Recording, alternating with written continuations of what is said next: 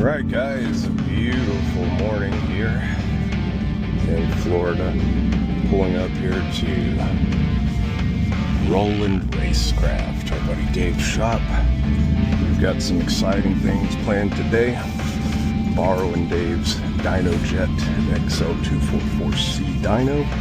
And we have some fun projects to take care of today. As you can see, the single cab's already here. Mark Shearer's L&M Cam's Pro Charger truck, and looks like everybody's ready to go. So we're going to get started today, and we've got a fun video for you. Stay tuned.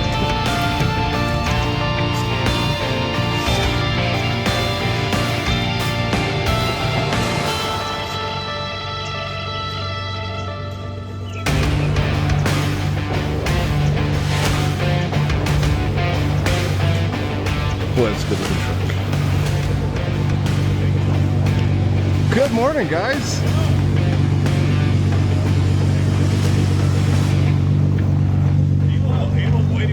Good morning, Hugo. I already went. Yeah.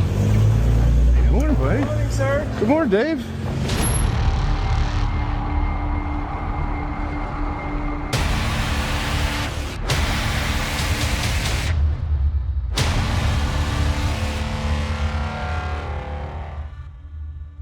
All right, guys. Well, like I said, we have an interesting video for you guys today. As you can see, this is our 2025 F150 single cab. We've got our Whipple Gen 6 supercharger on top, pulley down to a 3.25 pulley, JD Performance fuel system, and the Stage 2 Whipple injectors. And what are we going to test today? Well, I think this is a debate on the internet and maybe even some bad information. And there seems to be the consensus that you have to run long tube headers if you have forced induction, or supercharger at least. And another is you can't run cats. Yeah, don't run cats with boost, can't do it. So we're gonna test it today. Truck's already equipped with an SPD Alpha catted Y pipe and an SPD exhaust. And what are we going to do today? As you can see, it's nice and early, and we're gonna take our F150, we're gonna test it with that Y pipe. We're gonna take it right off the dyno, throw it up on the lift, install long tube catless headers, since we're doing this just on the dyno and the truck won't go into the street. We're gonna test it immediately afterward. Everything same day, same dyno, same tune-up, same fuel, same pulley. So we are going to answer this question. Do headers make more power, and are headers required? So I expect that we're going to make somewhere in the vicinity to 850 to 900 wheel horsepower on our truck set up like this. And let's just see what it does. I'm pretty excited for this video, guys. So we're going to get working. We've got a lot of work to do today, but I hope you guys enjoy this one. So stay tuned. Hey guys, Future Ken here, and I wanted to pause the video to take a moment to apologize. You're going to see that we recorded a good portion of this video using Meta AI glasses. And this is my first time using those glasses. Once I watched the video footage back, I realized something. I move my head when I talk, like a lot. So if you're prone to motion sickness, you might want to watch the next few minutes of the video with your eyes closed. Sorry about that. We'll do better in the next video. Okay guys, well, we're gonna get started here. See, we got the truck nice and warmed up. Whenever you're doing dyno pulls, it's important to try to maintain consistent temperatures. Also for the transmission, which you can see here, we've got 177 degrees. General rule of thumb is if you're gonna start making pulls on the dyno, I like to see these up at least around 165 or so. As you start doing pulls though, it'll start to go up, but we wanna do that just for transmission longevity. We wanna make sure that it's nice and warm before we start making, full power hits. We've got our Datalog running here. We're going to make ourselves a hit. We're going to use 5th gear here on the dyno just to kind of keep vehicle speeds a little more reasonable. That does affect the power output numbers slightly, so keep that in mind. But we're going to use 5th gear for every single pull, so it's going to be consistent across the board. We're not really concerned with the actual power numbers that are being displayed. What we're concerned with is the comparison of the before versus the after. So I'm going to take you guys along for a ride here. In case you've never seen what it feels like to make a pull in an 850, 900 wheel horsepower F150, you're going to get a first-person view of that. So we are going to get started here. Datalog is up and running. Let's go ahead and get DynoJet software up and running as well. Confirm everything is recording, and we're going to make our hit.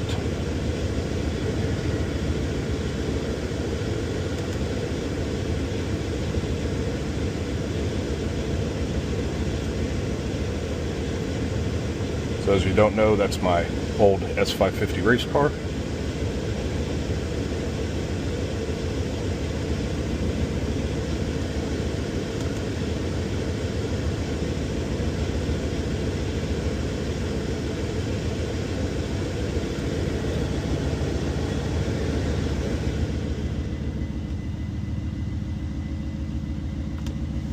Okay, we'll confirm RPM signal, so we are good.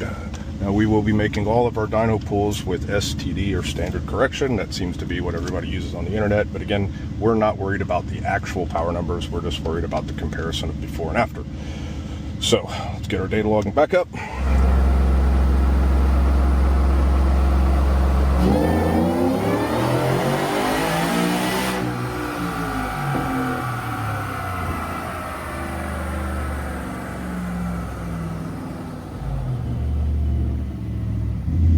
All right, guys, we're gonna make another pull here. Just been dealing with some minor dyno issues here. You can see we did get this one logged and recorded, 832 wheel horsepower. We stopped the pull right at about 7,600 RPMs. We'll take it up to about 7,800 this time. This waviness that you're seeing here in the dyno graph, this isn't anything in the tune. This is actually the truck kind of bouncing, if you will, kind of bouncing on the dyno. And yesterday we installed some softer springs in our Caltrac front coilovers. We had Kelly had accidentally sent us the wrong spring rate, so he actually sent us correct spring rate, no charge to us, which is awesome. Thanks, Kelly. And we got those installed yesterday, and I think with that change, the suspension softened up a little bit, and we're just kind of loading the suspension. Obviously with this much torque and this much power, we're loading the suspension pretty hard and pretty quick, and then I think it's unloading itself, and so we're getting these oscillations here. So we've lowered the tire pressure a little bit in the rear and tightened up the shocks in the rear as well to try to control some of that swat or that weight transfer, and we'll see if we can get ourselves a nice clean pass this time. So let's get after it. Let's go round two here.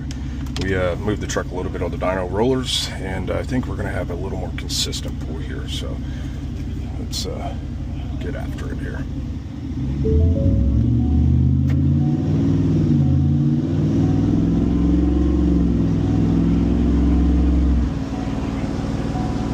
Converter locked, and here we go.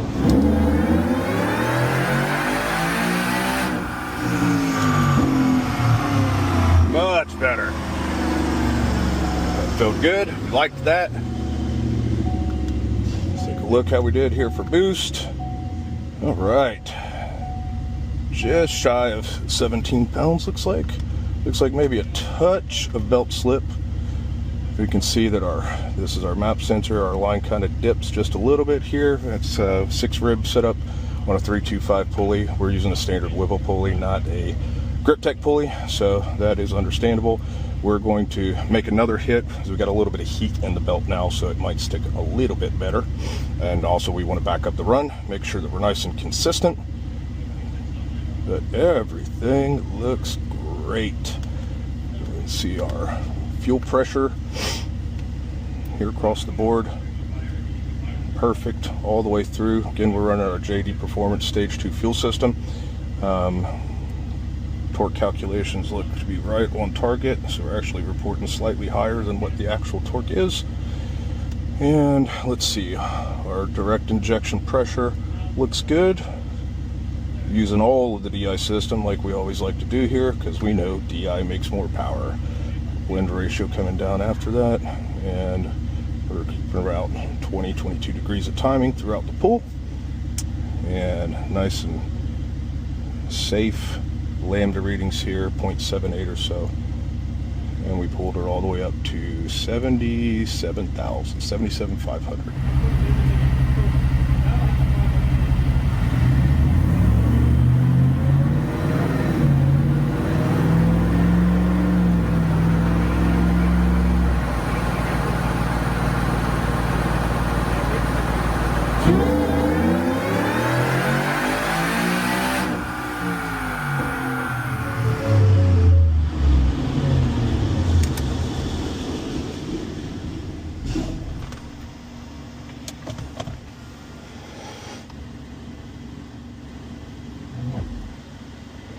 All right, guys, so we got a good pull here, 831 wheel horsepower, and we're up to about 7,600 or so, and I'm pretty happy with that.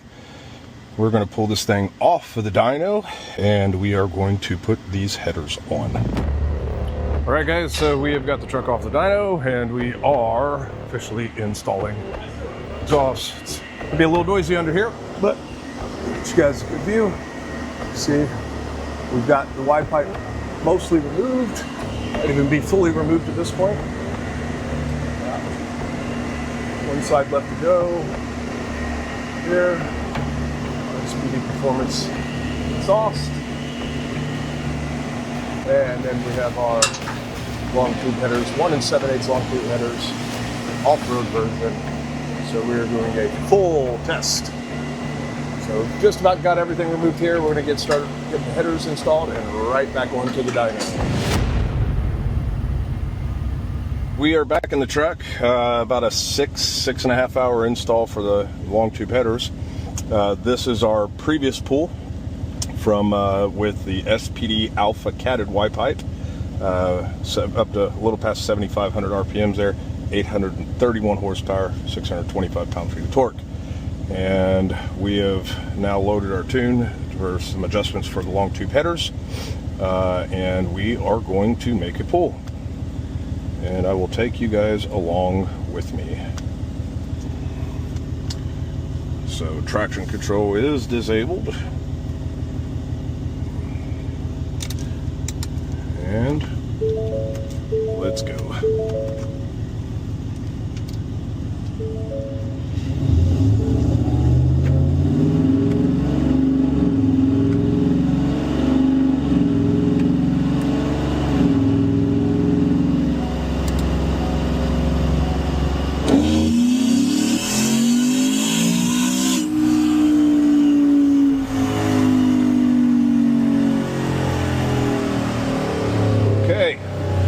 Let's see what we got, and go ahead and save that.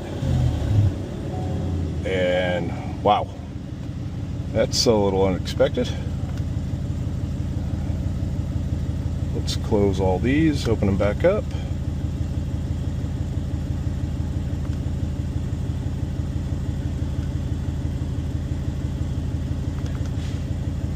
There we go. Okay. Well, looks like we lost power. 818 wheel horsepower versus 831, 610 pound-feet of torque versus 625. This is with no tuning changes other than the changes necessary for the relocation of the O2 sensors, because they're now in the collectors of the headers. So we have to make some adjustments to tell the PCM that those O2 sensors are now further away from the engine. Everything else is exactly the same in this tune. We'll even do a comparison here for you to see. Open compare file. And this is our long tubes. We'll open this up and do a compare here. Hey guys, Future Ken again, and wanted to give you guys a little bit better view here since we're not able to really see it when we're recording with those Meta AI glasses. So as you can see here, these are our tunes that we used throughout the day in our testing. And our very first tune here was from 221 at 9:17 a.m. This is our last tune with the SPD pipe. This is our tune that we made the changes for the long tube headers when we installed those. I'm going to go ahead and open these up for you to do a quick compare. So we'll open the Y pipe. And we will open the tune for the long tube headers. And we'll do a quick compare here for you. We made some minor idle changes here. With long tube headers, we can sometimes have some little idle quirks. So we go ahead and add those changes there. Same thing here. These are just basic changes that add a little bit of engine stability when we put long tube headers on it. You see we've got some other changes here just for what we call transport delay, and then the bias for the O2 sensors. These are changes that are made because when you install long tube headers, the O2 sensors are now further away from the engine. So we need to let the PCM know that. So we make these changes here to let the PCM know that we have moved the O2 sensors further away. We've just got some basic changes here that were Just torque-based calculations. When I noticed in one of the logs from previously with the SPD Y pipe, we just cleaned up the torque calculations just slightly, but none of these adjustments here would affect anything in terms of power output or anything like that. So these are the changes between those two files. Just the basic stuff that isn't going to make any less or more power. Okay guys, so we're going to try to make another pull here. I made a couple of little changes to the VCT to see if maybe we can make back some of that power that we've lost. And I don't know, we'll see what happens.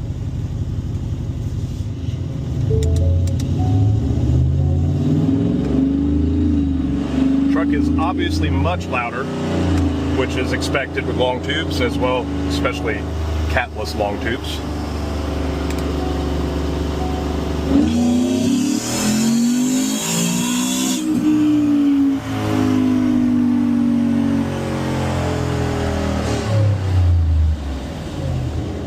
All right, and we lost more power. Okay, well, let's try one more VCT change in the other direction and see if maybe we can regain some of this power. All right guys, one more VCT change here. Let's see if we can make some of this power back.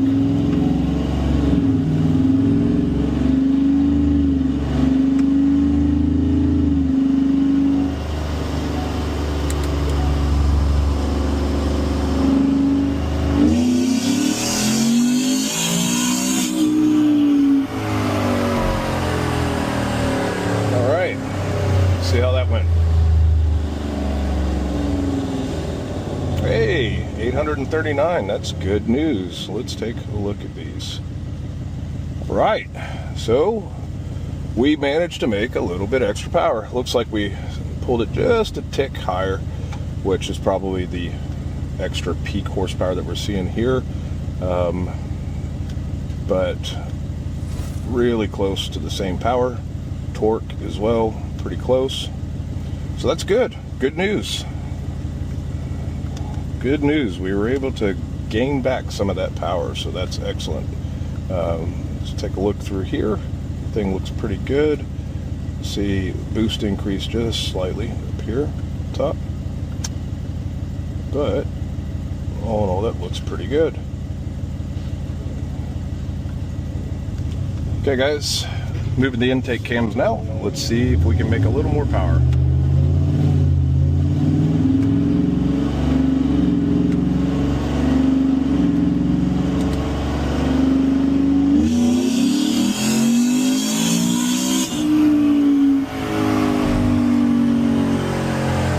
All right, how'd we do?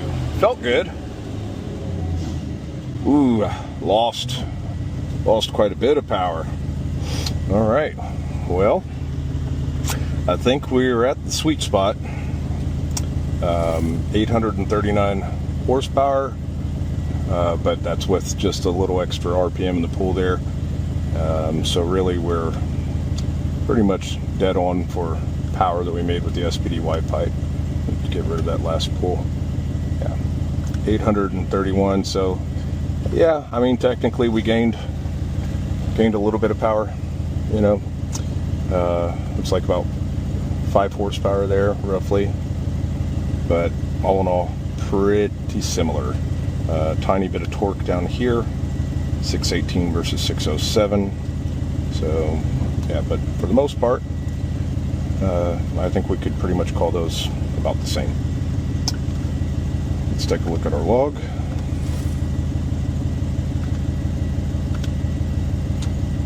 Okay. Boost staying consistent, timing consistent, everything's pretty much on target and consistent here. But we did lose some power with those last adjustments. So we'll go back to the previous file, and I think that's going to wrap it up for us for today. It's been a long day. We're now approaching the evening hours. Neighbors are probably getting mad here. But we'll finish it up for the day and wrap up with some final thoughts. Okay, I'm going to do just a little comparison here for everyone. So we're going to open up Datalog. This is our last data log from the SPD Y pipe. Hey guys, Future Ken jumping in one more time here. We're going to do a zoom in so you guys can see the data log a little bit better. So just like you saw in the video, we'll go ahead and open up these data logs here. So this is our last log that we recorded. This is our last log that we recorded with the SPD Y pipe. You can see this was recorded at 9:34 a.m. Go ahead and open that up. And then we're going to open up the second to last pull that we did with the long tube headers, and you can see that's marked with 839 wheel horsepower. This log was recorded at 7:12 p.m. Same day, 221, everything the same. So let's open that guy up here. Scroll over to our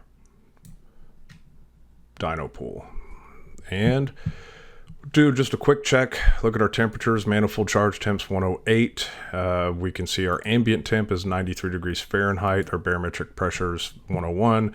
Coolant temp 190. Trans fluid temps. We're not logging in this one because we had it in the dash, so we didn't need to log it on the data log and save some bandwidth. But you can see lambda readings 0.78 through the pool. We're running 22 degrees of ignition timing. We're on E85, so no issues with knock. We're just going to run it at MBT timing. You can see that the cams follow the commanded positions. They're all four cams are on target. We pull it to 7,700 or so RPMs. Our peak boost right at 15.5 pounds of boost. So just shy of 16, about 15.5 there. Fuel pressure, everything's the same. Our DI blend here is the same. So no funny business. We didn't change anything. Now let's take a look at the SPD Y pipe log. Let's again scroll over here and take a look at our temperatures again.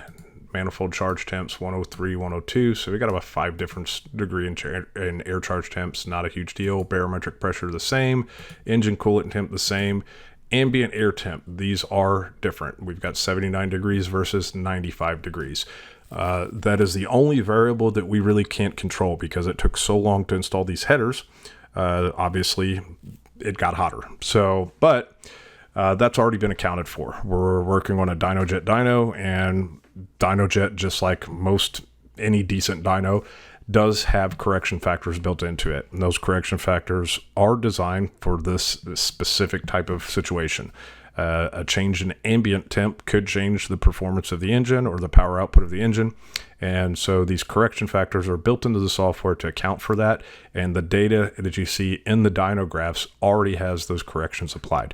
So yes, there is a difference in ambient temperature. However, because we're using a dyno with correction factor, the data on the dyno or the numbers on the dyno graph have already been adjusted and accounted for with that difference in ambient temperature. So, but you see, everything checks out. Same lambda, same timing, same fuel pressure, same DI blending.